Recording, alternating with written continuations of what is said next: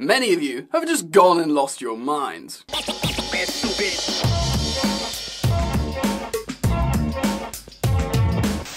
Yo, what's poppin', people? Welcome back to Football Therapy with me, your host Jan. I hope you're doing well, mate. Genuinely do hope that. Welcome back to Chelsea News, of course, the daily series here on the channel where I reflect on what's being said about Chelsea, citing articles, looking at the popular opinion, giving you my opinion for whatever that's worth, but more importantly, asking for yours, the Football Therapy community. Alfie Gilchrist is going nowhere. He's staying with Pochettino's Chelsea. That's good news. We'll give you some insight on that. Chelsea are looking for a centre forward, so writes Steinberg of The Guardian, and Armando Broja could leave still in this window. Oh! And yes, ladies and gentlemen, we're going to talk about the special wants, Jose Mourinho, and many Chelsea fans, far too many Chelsea fans, linking him to the Chelsea job now he's been sacked by Roma. I'll give my thoughts on that. Settle in, get comfortable, ladies and gentlemen. Pour yourselves a drink. Remember, there's daily content here, so you should subscribe if you want to. But if you choose to subscribe,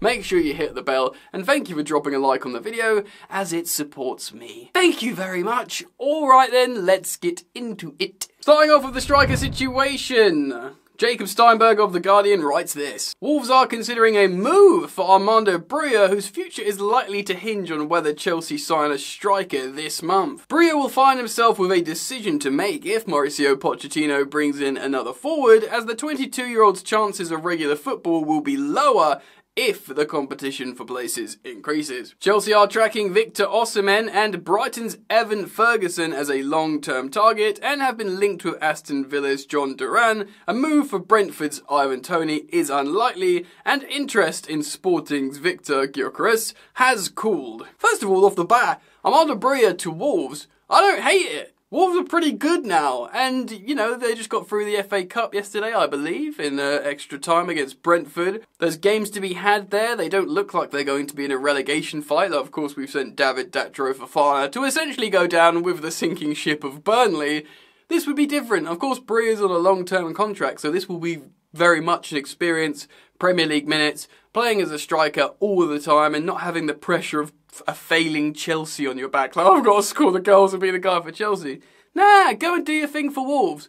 Generally, I like it, provided we do bring someone in. It remains to be seen whether they look at the Saudi Pro League and target Karim Benzema or Roberto Firmino as a short-term option. Chelsea have lacked ruthlessness, and Christopher Nkunku's hip injury has left Pochettino short of options up front, with Nicholas Jackson representing Senegal at the AFCON. Broja led the line during Chelsea's win over Fulham last weekend, but had a frustrating game and was substituted in the 66th minute. He has been unable to build momentum since returning from a serious knee injury this season. After scoring the opener in Chelsea's win over Preston in the FA Cup this month, he was on the bench for the 1-0 defeat against Middlesbrough in the first leg of the Carabao Cup semi-final. This situation has caught the attention of several clubs. West Ham have long been admirers of Broja, whose contract expires in 2028, and Wolves have added them to their shortlist. Gary O'Neill, the Wolves manager, wants to sign a striker and has looked at a loan deal for West Ham's Danny Ings. Although Broja has scored twice in 17 appearances this season, his potential was clear when he impressed during his loan spell at Southampton. Yeah, I think people have always looked at Broja in terms of how he plays, how he can just turn and go at goal. I know it's boring and the comparison's been made before, but a little bit Diego Costa-y. And he's got good feet in the 18-yard box.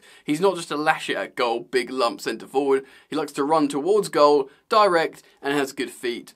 Much like Mudryk, there's raw ability to play his role really well. Mudryk has the raw ability to be a left forward, left winger, transitionally very, very good. And Broja has the raw material to be a really effective striker, but can you draw it out of them? The interest from Wolves is at an exploratory stage, and it's unlikely they would be able to pursue a permanent deal for Broja. Their initial preference would be a loan with an option to buy in the summer. Several clubs are monitoring his situation, and he's been targeted by Napoli and Milan in the past. Broja is a product of the Chelsea Academy. Selling him would boost their financial fair play position. Money received, of course, will go down as pure profit. Super interesting. I do think Armando Broja is a very talented striker. He's a Chelsea boy. He wants to play for Chelsea. Much like Conor Gallagher, I do wonder if he's the one. Look, I have reservations, concerns. I feel like Chelsea will probably look to buy even if it's not this month, in the summer, a first team, first choice striker, probably a little bit more senior, and then would continue to look to develop the likes of Nico Jackson as a second striker, and if he develops his form, maybe he can challenge the first choice, and who knows, maybe play together with him. We know Nico Jackson can play out wide. He is a winger that's only recently been converted into a striker. So Chelsea, I imagine, speculating here, are looking at that thinking, well, Nico can play out wide, he's done alright for us so far. He's probably the second choice. Remember, he's pretty much the same age as Broja. Chelsea have other young striker options. Who knows what's going to happen to El Presidente, David Washington. You'd imagine he'd go on a loan somewhere. And of course, we've just signed Whisper, the Jamaican teenage striker as well. Be very interesting to see what happens. Broja retains value. People like him. They've seen him play in the Premier League. There's data there that he's big, he's strong, he's fast, and in theory, he's a good finisher. And actually, Simon Johnson of The Athletics said this in one of the Athletic football podcasts. He's good in the air. One thing he's got over Nico Jackson is, well, they are different stylistically in profiles, but he's much better than Jackson in the air. And a lot of Premier League teams will look at that. Can he head a ball? Can he do a knockdown? Can he score a goal in the 18-yard box? Can he defend in his own box aerially? Broja can do that. Many of you will have your own opinions on him, but if Chelsea sign a new striker, it might be him who's sacrificed. Comment your thoughts down below. I look forward to reading them, as always. And before we talk about Jose Mourinho, let's find out what's going on with Alfie Gilchrist. Nizar Kinsella of The Standard writes this. Chelsea are planning January loan moves for their young players, but have ruled out a departure for Alfie Gilchrist for now. Gilchrist has impressed since making his debut under Mauricio Pochettino last month and has become part of the first team squad. The 20-year-old defender made his first start against Preston in the FA Cup and has been described by John Terry as a really good player with an unbelievable attitude. His impact in 4 senior appearances has increased loan interest, but Chelsea want to keep him around the first team squad while they battle an injury crisis. While Gilchrist has been made unavailable for loan for the time being, many other youngsters could leave on temporary deals before the transfer window closes. That's good. Chelsea fans seem to like Alfie Gilchrist. He seems proper Chelsea already. Putting his face in where it hurts. That's why, John Terry obviously said he's a great player and he's one to look out for. But he's kind of got a John Terry vibe, Alfie. He's captain at every level at Chelsea Youth. And, he loves the club. He's so passionate. Even in limited minutes, just doing a clearance, he's so happy to be playing for Chelsea. Like John Terry, he puts his face where it hurts. And yeah, he's a leader. So, 20 years old, to make your debut at 20 years old, he's not some 17, 18-year-old. He's been around for a while. But yeah, a lot of people have earmarked him for a long time as a proper player and one to watch. And if Pochettino likes him and thinks, yeah, this is an opportunity here to keep a kid around that cares. Clearly he likes academy players. Pochettino, hence giving the captaincy to Reece James, Levi Colwill, Conor Gallagher, of course. He will see the same sort of passion and desire to play for Chelsea in Alfie Gilchrist. Of course, he's a defender, centre-back by trade, playing out at full-back. But then again, Pochettino likes to play centre-backs at full-back, at least for the moment. I'm pretty happy with it. He's probably a really affordable asset in terms of the wages he's on currently to utilise in first-team football. And yeah, let's see what happens. Let me know what you think about Alfie Gilchrist down below. Do you think he'll play more and more minutes? Do you think if he becomes better and better, did Chelsea buy another centre-back? Comment down below, let me know your thoughts, and let's speak a bit about Jose Mourinho. Right, the big news coming out of Europe in the last couple of days is Jose Mourinho has been sacked by Roma. He's in his 3rd season, of course, the breakdown season historically for Mourinho. And he's been emotional. Look, let's give Mourinho some praise. He did win the Conference League and then took them to Europa League the following season and started selling out, the stadium again at Roma, and the fans loved him. But if you look at the results, he probably should be sacked. He hasn't qualified for the Champions League in any club for 6 years. And Chelsea fans, some Chelsea fans, I notice on my Instagram some people are calling for it. It's in the minority, but still some. If you want to follow me on Instagram so we can talk on live streams, follow me at FootballYannick. And some Chelsea fans are calling back for Mourinho to return to Chelsea. Now I'm going to spend some time and explain to you. You might agree with me, you might not, but you might find this interesting regardless. The explanation of why this is complete and utter insanity. First of all, I'm going to remove myself from the romanticism. Look, I love Mourinho, right? I love him. More sort of anecdotally these days, because when he said he'd never managed Tottenham, he said, never managed Tottenham, and then goes and managed Tottenham. For me, that's Look, he is a Chelsea legend for what he's done, but he's not a Chelsea man, Mourinho. Chelsea fans need to understand that. He's not our Arsene Wenger. He's not our Alex Ferguson. Mourinho is in for Mourinho. He always has been, you know. He's an amazing figure in football. Treble winning with Inter, winning the Champions League with Porto, knocking Guardiola off his perch when he played his Barcelona side as Real Madrid, and he broke the points record for Real Madrid. Incredible. Of course, winning with Chelsea, winning Man United trophies, and then they didn't go on to win for ages. Of course, he even got Tottenham to a final before they sacked him. He's about him, though. He said he'll talk romantically about Chelsea. He went on the John Obi podcast and told stories. I love it. I love all that stuff. But I know what Mourinho is, okay? He's always out for himself before Chelsea. He would have left Chelsea had the Man United job came up before. He's always wanted that job. And he's just...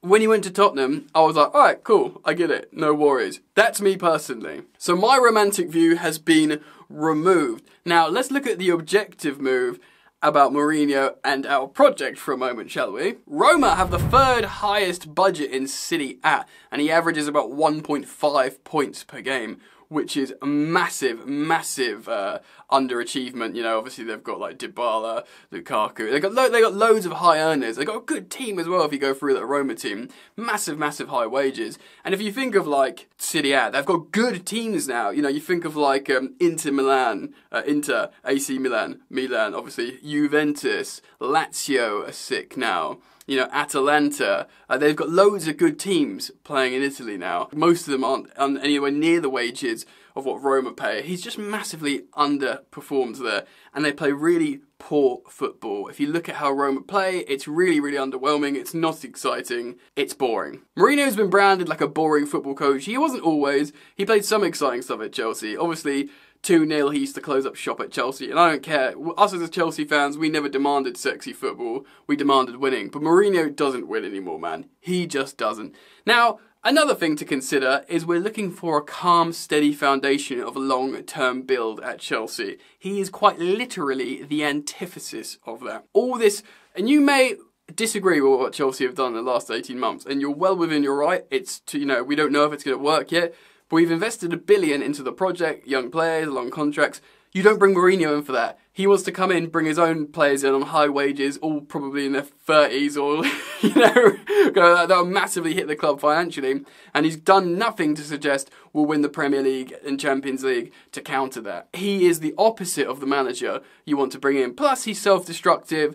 You know, he'll clash with the owners anyway. You might not like the Chelsea owners, but I'm sorry, they're the ones we've got for the moment. So unless you want our club to just completely implode, you must look at the data, the facts, and just look at how Jose Mourinho would just destroy everything we've invested to, and then we'll be in trouble for financial fair play, because everything we've rolled the dice on, you're saying, now rip it up. And then what do? You spend even more money and probably fail anyway. You might be like, oh, you don't know that, he might just want to, like, you know, play with the players he's given. Firstly, that's nonsense. He absolutely will. Look what he's just done to Roma, you know, in terms of the spend they've had to do with, like, you know, the wages for Dybala and paying Lukaku and all that kind of stuff. That won't happen. And you might think, oh yeah, but the winning culture and mentality. Look, it will be romantic for, like, the match goers at Stamford Bridge. You'll probably sing his name. He might get a couple of wins, but trust me, he's done nothing to suggest that sort of day-by-day winning mentality. Yes, he won the Conference League. And if you want Chelsea to qualify for the Conference League and you want to win the Conference League with Mourinho playing terrible football, great. But I think we're so much more than that. By no means, I'm no Mauricio Pochettino apologist. I think he's been very turbulent himself in terms of his managerial performances. But I still think in theory, he's the type of manager that's all correct for right now. Of course, the stories coming around the football media suggesting that he had a quota to meet over the Christmas period to close the gap between European spots, and he achieved that. Of course, 3 consecutive wins on the bounce, 4 consecutive wins at home. It's not been pretty, of course, and there's been problems, but he's reached those targets that he was given. So now if we can do better from there, we can climb from here. But this, you know, the talk of Mourinho, man, is just crazy. I despair, bro. Look, I love Mourinho. I think he's one of the most, probably the most blockbuster and best character in world football management. I don't think there's any better. And I think his story might be looked back more favourably in terms of storytelling than Guardiola. Purely for all the stuff I said in a few minutes ago of, like, all around Europe, you know, these underdog stories. But, yeah, man, it's not the one. Anyway, that's just my opinion. You're of course entitled to yours, and leave it down in the comment section below. Thank you for supporting the content. As always, daily videos here on Football Therapy. I feel like I've done my therapy now by saying my piece. Say yours in the comments. Thank you for liking and subscribing. Take care. Peace.